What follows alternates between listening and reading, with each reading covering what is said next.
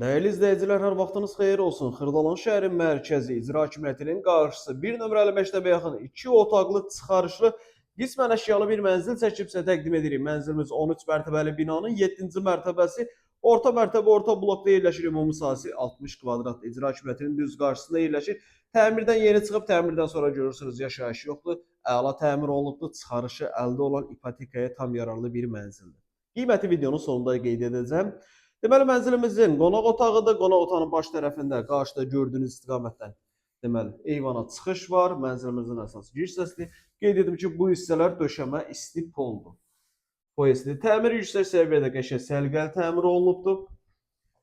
Daxil olduqda sağ tərəfdə sanuzelimiz, sanuzelin genişliyi əladır. Qarşıda mətbəxdir. Mətbəx mebeli var. Burada müəyyən avadanlıqlar var. Kondisionerdir, televizordur, paltar yuyandır, soyuducudur. Və burada yerləşir mənzilimizin yataq otağı. Yataq otağında əşyaları var. Yəni harasa qismən əşyalıdır. Tam yaşayışlı binada yerləşir. Çıxarışlı kubcalı mənzildir.